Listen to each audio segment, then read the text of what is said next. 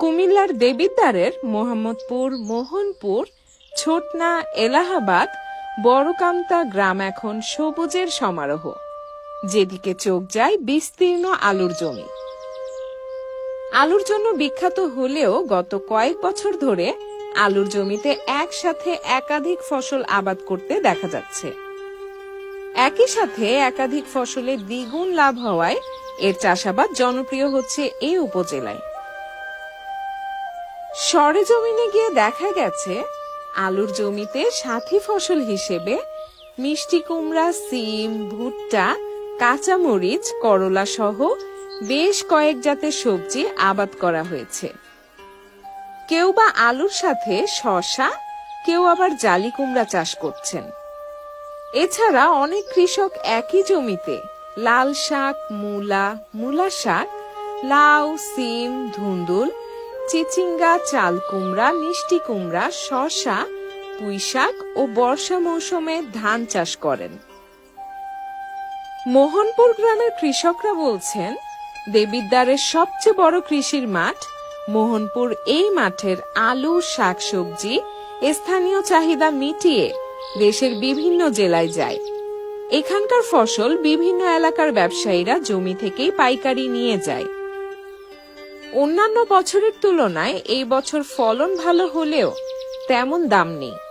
তবে সাথী ফসল দিয়ে ক্ষতি পুষিয়ে নিতে পারবে জানিয়েছেন কৃষকরা। এই শসা, চিংড়া আর জালি আর আলু লাগাইছি অন্য ক্ষেত্রে, আলু, এই কুমড়া। আপনার এটা কয় শতাংশ? এটা 30 শতক। আমার ইয়া আছে, এটার পরে আপনি স্ক্রিম হইব, স্ক্রিম 2 ফসল হইব, আবার আলু হইব, জালি হইব। ধান হবে 2 ফসল? 2 ফসল। বর্ষাকালে কি করে? বর্ষাকালে ধান করে। বর্ষাকালে ধান থাকে না?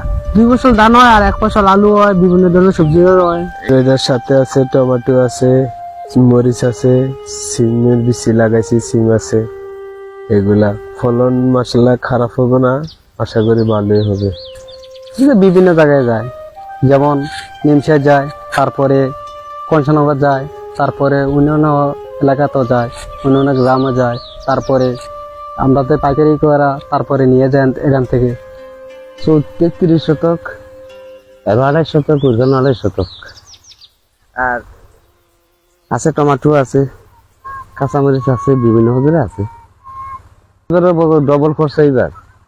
1 বস্তা আলুর দাম মনে করেন কানি খেতে 3টা বস্তা, 318,000 টাকা আলুর বস্তা। আর মনে করেন সাড়ে ধরেন মনে করেন মিনিমাম 10,000।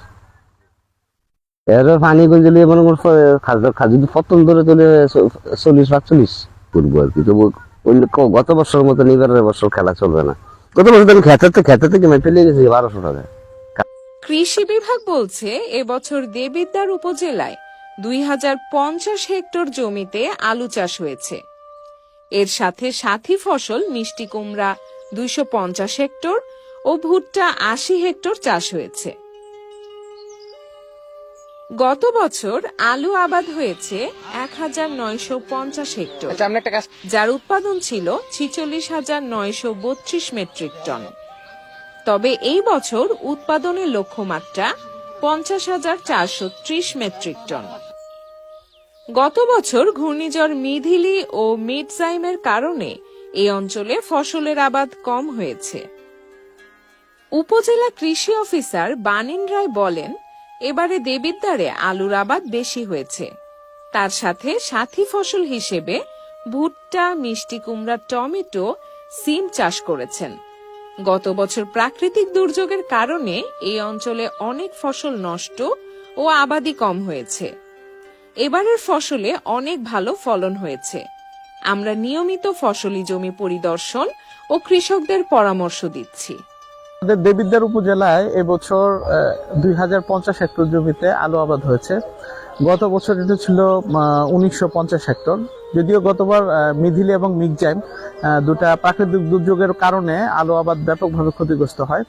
এবছরে আমাদের আবহাওয়া অনুকূল আছে কম্পারেটিভলি, তবে কৃষকদের পক্ষ থেকে যে অভিযোগ সেটা হচ্ছে যে এবার কৃষকদের একটু অসুবিধা হচ্ছে যে মানে যে উপকরণ বিশেষ করে বীজ এবং যে কীটনাশক সহ যে বিষয়গুলো আছে এটাতে একটু লেবার খরচ সহ একটু বেশি এবং প্রচুর আলো আবাদ হওয়ার কারণে দামটাও আসলে একটু এখন ইয়ের দিকে আছে একটা বিষয়। আর আমাদের পক্ষ থেকে বিশেষ করে এইবার আসলে সত্যি কথা বলতে একটু আমরা একটু সুবিধা ছিল আবহাওয়াগত কারণে, কিন্তু এমনিতে কৃষকরা প্রশিক্ষিত যে বিশেষ করে নাবি ধসা বা আর্লি ব্যাড লেট ব্যাড যেটাকে বলে এটার কারণে যে ক্ষয়ক্ষতিটা হয় সাধারণত এটা খুবই কৃষককে তটস্থ থাকতে হয় যাতে আলুর আবাদ সমস্যা না হয়। কারণ দেখা যাচ্ছে যে 3-4 দিনের ব্যবধানে পুরো একটা জমি বা একটা মাঠ অনেক সময় নষ্ট হয়ে যায়। তো সেদিক থেকে আমরা আশাবাদী যে এবার ফলনটা ভালো হবে যদি আমাদের কোল্ড স্টোরেজ গুলা সঠিক সময়ে চালু হয়, যদি আমরা কোল্ড স্টোরেজ গুলাতে আলু সংরক্ষণ করতে পারি তাহলে আমার দেশ যেমন সারা বছর আলু পাবে, আমার কৃষকরা একটা ভালো দাম পাবে, সেটাই হচ্ছে আমাদের সবার প্রত্যাশা।